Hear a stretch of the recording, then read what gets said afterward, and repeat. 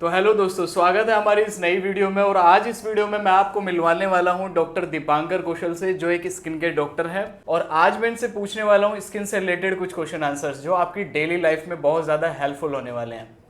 तो स्वागत है सर हमारी इस वीडियो में आपका। धन्यवाद आशीष जी। तो पहला क्वेश्चन मेरा आपसे ये रहेगा कि कॉमन प्रॉब्लम्स क्या हैं स्किन को लेके। देखिए, जो ओपीडी में जो सबसे कॉमन प्रॉब्लम जो लेके आते हैं पेशेंट, उसमें सबसे पहले पिगमेंटेशन है, फंगल इन्फेक्शन है, एक्ने पिंपल्स के पेशेंट, और एक्जिमा है, सोराइसिस है, हेयर फॉल है, हेयर के फंगल के इन्फेक्शन बच्चे लेके आते हैं, बड़े भी लेके आते हैं, और नेल इन्फेक्शन। ये 5-6 चीज़ें बहुत कॉमन है जो जैसे आपने बताया ये पिगमेंटेशन और फंगल इन्फेक्शन, इसके बारे में थोड़ा सा ब्रीफली हमारे दर्शकों को बता सकते हैं। जी बिल्कुल। देखिए, पिगमेंटेशन ज़्यादातर देखा गया है कि औरतों में होने वाली समस्याएं हैं, मेल में ये बहुत कम मिलता है। और इसके जो कारण हैं वो सबसे पहले सन एक्सपोजर, जो ज़्यादा धूप में रहने वाले लोग हैं, औरतें हैं जिनमें हार्मोनल की वजह से थायराइड है, एक माला डी की गोली बच्चों में अंतर रखने के लिए लोग लेते हैं, उसकी वजह से खून की कमी है, आयरन की कमी है, और डाइट की समस्या है। और सबसे मेन बात है स्टेरॉइड क्रीम्स का बहुत ही धड़ल्ले से, बहुत ही गलत तरीके से इस्तेमाल जो पिगमेंटेशन के लिए किया जा रहा है। सबसे बड़ा कारण तो वही है, फंगल और पिगमेंटेशन के लिए। ये आपने जैसे अभी बताया स्टेरॉइड क्रीम, ये स्टेरॉइड क्रीम क्या है, इसके बारे में थोड़ा सा बताइए। जी बिल्कुल आशीष जी। देखिए, स्टेरॉइड क्रीम्स है जैसे कि बेटनोबेट है, क्लोबेट जीएम है, डिपसैलिक है, मेलासाइन, मेलालाइट, ऐसी बहुत सारी क्रीम जो है मार्केट में आती हैं। ठीक है। कम से कम 50 से अधिक नामों से आती है, मैंने 4-5 नाम बताए हैं। इसमें स्टेरॉइड्स होता है और 4-5 दवाइयों का मिश्रण होता है। बेसिकली क्लोबेटासोल है, हेलोबेटासोल है, मोमेटासोन है, बेक्लोमेथासोन है, बीटा मेथा, ये सब स्टेरॉइड्स हैं। ये आप जब चेक करेंगे क्रीम में तो ये आप मिलेंगी। साथ में आपको उसमें एंटी फंगल, एंटीबैक्टीरियल, 1-2 और मिश्रण, 4-5 दवाइयों का मिश्रण होता है जो किसी काम की नहीं होती हैं। पता नहीं क्यों बेची जा रही हैं, क्यों भी खरीदते हैं लोग, और उससे सिर्फ और सिर्फ नुकसान, और बहुत बड़े लेवल पे उससे नुकसान हो रहा है। अच्छा जी। आजकल मैंने देखा है कि लोग बाग बिना वजह के या बिना डॉक्टर की सलाह के इन सारी क्रीमों को यूज़ करते हैं।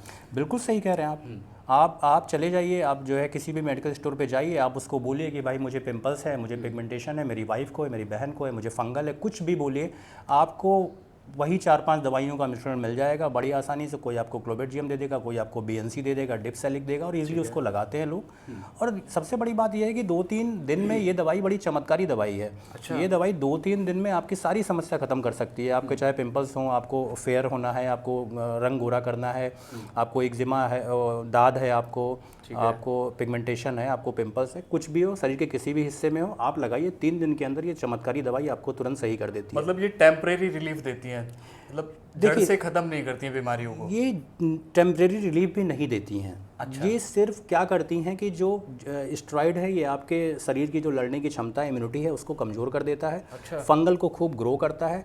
ऊपर से जैसे नीचे कोई चीज़ खराब हो गई है, ऊपर से उसको पेंट कर दिया गया 2-3 दिन तक, वो दिख नहीं रही है। अच्छा। और चौथे दिन जैसे ही आप वो क्रीम छोड़ते हैं, वो समस्या और ज़्यादा बड़ा रूप लेके आती है। अच्छा। और यही पूरे मुरादनगर की हम बात करें, पूरे भारत की बात करें, जब से ये क्रीम बनाई गई है तब से इसका गलत इस्तेमाल हो रहा है। और खुद पेशेंट इसको, उनके रिश्तेदार हैं, उनके पड़ोसी हैं, वो किसी ने उनको बता दिया, वो लगा रहे हैं, और वो लगातार लगाते जा रहे हैं। 4-5 दिनों में सब सही हो जाता है, फिर वो छोड़ देते हैं, फिर से आता है, फिर लगाते हैं, फिर सही हो जाता है, फिर छोड़ देते हैं, फिर से आता है।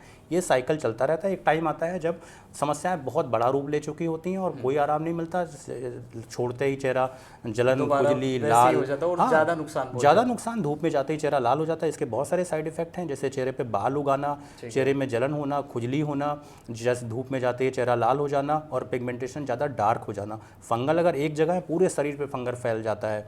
फंगल छोटा सा था, वो बड़ा हो गया लगाते। और मेरे पास हर पेशेंट, मैं कह सकता हूँ कि मुझे 4 साल 5 साल प्रैक्टिस करते हो गया मुरादनगर में।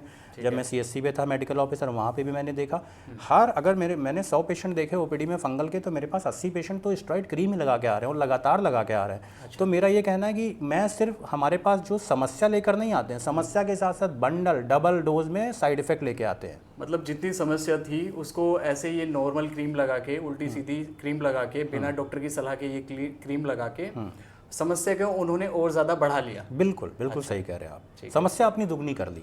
अच्छा। अगर वो कोई क्रीम ना लगाए, पिगमेंटेशन के लिए कोई डॉक्टर के पास ना जाए, फंगल के लिए कोई क्रीम ना लगाएं, किसी डॉक्टर के पास ना जाए, तो छोटे मोटे फंगल हो सकता है, तो घरेलू नुस्खे से भी, नारियल तेल लगा के भी सही हो सकता है।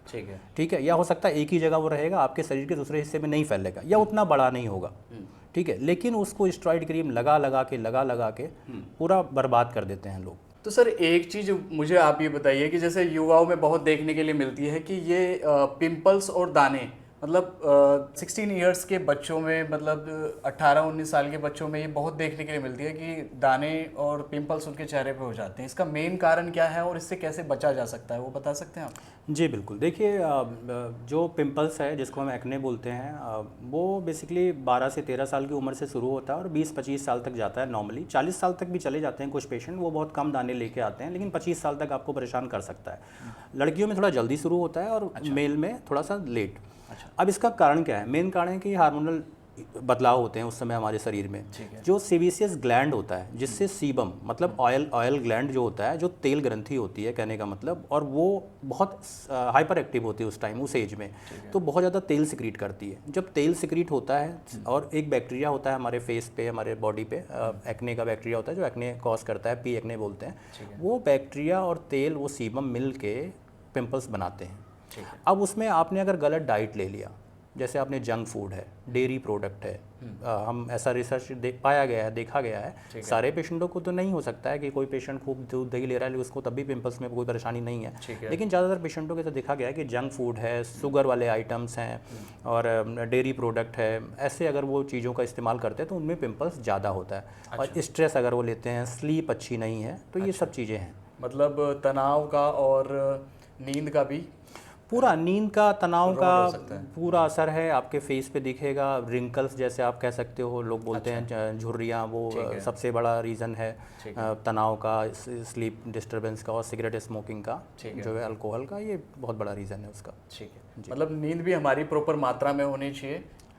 नींद बिल्कुल, नींद तो सबसे बड़ी चीज़ है हमारे लिए, आपके स्किन के लिए और आपके दूसरी समस्याओं के लिए भी आपके। ठीक है, हाँ, नींद तो सबसे बड़ी चीज़। अच्छा मेरा एक सवाल आपसे ये है कि युवाओं में आजकल ना देखा जा रहा है कि बहुत कम उम्र में बाल झड़ने की समस्या बहुत ज़्यादा आ रही है, उसका मेन कारण क्या है? देखिए बिल्कुल आशीष जी, ये बहुत बड़ी समस्या है और ये आपने अच्छा सवाल किया आपने। देखिए कारण इसके कई सारे हो सकते हैं, जैसे एक जेनेटिक कारण होता है, ठीक है। दूसरा है कि आपका डाइट है, स्लीप है। हेयर फॉल में ये सब चीज़ें बहुत मैटर करती हैं, आपकी डाइट, आपका स्लीप, आपका कोई स्ट्रेस तो नहीं है, ठीक है, आप बालों को कैसा देख रेख कैसे करते हैं, डैंड्रफ तो नहीं है बालों में, ठीक है, आप बहुत ज़्यादा किसी गलत प्रोडक्ट का इस्तेमाल तो नहीं कर रहे हैं, कोई दवाई का साइड इफ़ेक्ट तो नहीं है, तो ये सब 4-5 चीज़ें मेन हैं। अगर इसको आप सही टाइम से इलाज शुरू करते हैं, सही टाइम पे देखभाल करते हैं, तो हेयर फॉल को रोका जा सकता है और बाल वापस भी आ सकते हैं, ऐसा नहीं है। मतलब अगर एक प्रॉपर केयर की जाए अपनी, तो ये सारी चीज़ें मैनेज की जा सकती हैं। बिल्कुल बिल्कुल, बहुत अच्छे से जो है दवाइयों के माध्यम से और दूसरे जो ट्रीटमेंट हैं, जो क्लिनिक पे ट्रीटमेंट मिलते हैं। क्या एक कारण ऐसा भी ये भी हो सकता है कि आजकल का जो खान पीन है वो मिलावट से भरपूर है और केमिकल्स का यूज़ किया जा रहा है सब्जियों को बनाने के लिए, ऐसा बिल्कुल बिल्कुल। आप देखिए कोई भी जो, अगर न्यूट्रिशन बहुत बड़ा फैक्टर है हेयर फॉल के लिए, तो वो एक तो जेनेटिक और न्यूट्रिशन, दो चीज़ें तो बहुत बड़ी हैं। तो बहुत सारे युवाओं में जैसे स्ट्रेस की वजह से भी बाल झड़ने शुरू हो जाते हैं, फिर न्यूट्रिशन की कमी है, जो है लोग जंक फूड ले रहे हैं, फ्रूट्स नहीं ले रहे हैं, अपने खाने में वेजिटेबल्स, ग्रीन लीफी वेजिटेबल्स नहीं, हरी सब्जियां मतलब उसको नहीं इन्वॉल्व कर रहे हैं, और पानी की मात्रा कम है, एक्सरसाइज योगा नहीं है लोगों की लाइफ में, तो ये सब चीज़ें हैं। मैं एक मैसेज देना चाहूँगा हेयर फॉल के लिए कि यदि आप अपना बाल बचाना चाहते हैं और अपने सही उम्र में, कम उम्र में यदि आप डॉक्टर के पास जाते हैं, सही ट्रीटमेंट लेते हैं, तो मैं गारंटी के साथ कह सकता हूँ कि आपका हेयर फॉल रोका जा सकता है। और हो सकता है थोड़ा बहुत आपको दिक्कत आए, लेकिन हेयर फॉल बड़ी आसानी से दवाइयों के माध्यम से और आपके रूटीन को सही करके हेयर फॉल रोका जा सकता है, आपको बहुत लाभ मिलेगा। अच्छा सर, लास्ट में आपसे ये पूछना चाहूँगा कि नॉर्मल रूटीन क्या होना चाहिए स्किन को लेके और अपने बालों की केयर को लेके? देखिए स्किन के रूटीन के लिए तो पहले तो अपना स्किन टाइप पता होना चाहिए कि आपका स्किन टाइप क्या है, मतलब किस तरह का है, मतलब इसमें भी टाइप्स होते हैं? हाँ, 4-5 टाइप्स होते हैं, जैसे ऑयली स्किन है, कॉम्बिनेशन स्किन है, आधा तेल है आधा ड्राई है, ड्राई स्किन है, सेंसिटिव स्किन है। ये 4 तरह की स्किन बेसिकली कॉमन है, नॉर्मल, ड्राई, सेंसिटिव और कॉम्बिनेशन। तो ऑयली स्किन वालों को एक्ने बहुत होता है, तो उनको भाई वैसे फेस वॉश इस्तेमाल करने चाहिए जो ऑयल को कंट्रोल करें, जो है जंक फूड ना लें और सही दवाई का इस्तेमाल करें, जैसे salicylic face wash, glycolic acid face wash, ये सब ऑयली स्किन के लिए हैं। ड्राई स्किन के लिए आप जेंटल क्लींजर का इस्तेमाल कर सकते हैं फेस वॉश करने के लिए, अपने फेस को धुलने के लिए। और सेंसिटिव स्किन है उसके लिए भी, सेंसिटिव स्किन के लिए जेंटल क्लींजर आता है। ठीक है। जैसे लाइफ बॉय, डिटॉल, सेवलॉन, नीम जैसे साबुन का इस्तेमाल ना करें अपने फेस को वॉश करने के लिए, फेस को और ड्राई करते हैं। बेसिकली एक टॉयलेट साबुन होते हैं, ये आप उसमें पढ़ेंगे उसमें लिखा होता है टॉयलेट सोप बार साफ Okay. हम उसको नहाने के लिए इस्तेमाल करते हैं, वो गलत है। ठीक है, वो हार्श सोप होते हैं, स्किन को ड्राई करते हैं। ठीक है। हाँ, और एक चीज़ मैं नॉर्मल रूटीन के साथ साथ ये मैं बताना चाहूँगा कि देखिए नॉर्मल रूटीन में क्या, एक फेस वॉश चाहिए आपको, ठीक है। एक अच्छा मॉइस्चराइजर चाहिए, अगर आप धूप में जाते हैं तो आपको सनस्क्रीन चाहिए, ठीक है। रात में एक नाइट क्रीम चाहिए। ठीक है। ये नॉर्मल रूटीन है कि मुझे कोई समस्या नहीं है, मेरे चेहरे पे कोई दाना नहीं, कोई पिगमेंटेशन नहीं, कोई एलर्जी नहीं, और मुझे ये चीज़ करनी है ठीक है। ताकि मैं अपना फेस मेंटेन कर सकूं, और आगे मैं जैसे जैसे मेरी एज बढ़ती है उस हिसाब से मैं अपनी प्रोडक्ट ऐड कर सकता हूं अपने एजिंग के लिए रोकने के लिए। और हेयर्स को लेके सर? हेयर्स को लेकर सबसे पहले देखिए, धूल मिट्टी इतनी ज़्यादा पोल्यूशन है तो वो स्किन पे भी इफेक्ट करता है, हेयर पे भी इफेक्ट करता है। ठीक है। पसीने में रहने वाले लोग पूरे दिन जो हेलमेट पहनते हैं, ठीक है, बाइक पे राइड करते हैं लोग, पूरे दिन हेलमेट पहनते हैं, पसीना होता है, पसीना और हेलमेट की वजह से पूरा पैक रहता है तो वो बालों पे प्रेशर पड़ता है, उसकी वजह से भी हेयर फॉल होता है।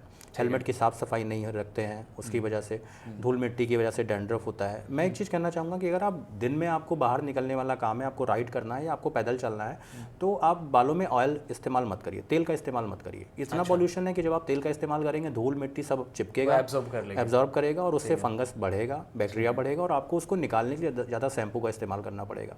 तो आपको अगर ऑयल इस्तेमाल करना है, आप रात में या सुबह लगाइए बेसिकली, रात में तो बिल्कुल नहीं, सुबह लगाइए और 2 घंटे 1 घंटे बाद लगा के मसाज करके आप वॉश कर लीजिए नहाते टाइम। ठीक है डॉक्टर साहब, तो अभी हम अपने क्वेश्चंस यही खत्म करते हैं, और लास्ट में आप हमारे व्यूवर्स के लिए क्या गोल्डन टिप्स देना चाहेंगे? मतलब 5 गोल्डन टिप्स दीजिए जो हमारे व्यूवर्स के लिए काफ़ी यूजफुल रहें। जी बिल्कुल। देखिए, सबसे पहले तो अपना नॉर्मल रूटीन फॉलो करें अपने स्किन टाइप के हिसाब से। ठीक है। अच्छा मॉइस्चराइजर इस्तेमाल करें, सनस्क्रीन इस्तेमाल करें, ये सब आप नॉर्मल रूटीन में कर सकते हैं, नाइट क्रीम का इस्तेमाल। दूसरा, योगा जो बहुत ज़रूरी है। अपनी नींद का ख्याल रखें, पूरे 8 घंटे की नींद लें, कोई ना कोई एक्सरसाइज वगैरह अपने लाइफ में इन्वॉल्व करें, उसको फॉलो करें, और बिना डॉक्टर की सलाह के किसी भी प्रकार की दवाई और ज़्यादातर खासकर स्टेरॉइड क्रीम का इस्तेमाल तो बिल्कुल ना करें। ये 5 चीज़ें मैं कहना चाहूँगा दर्शकों से। धन्यवाद। ठीक है, धन्यवाद सर आपका कीमती समय हमें देने के लिए। धन्यवाद आशीष जी।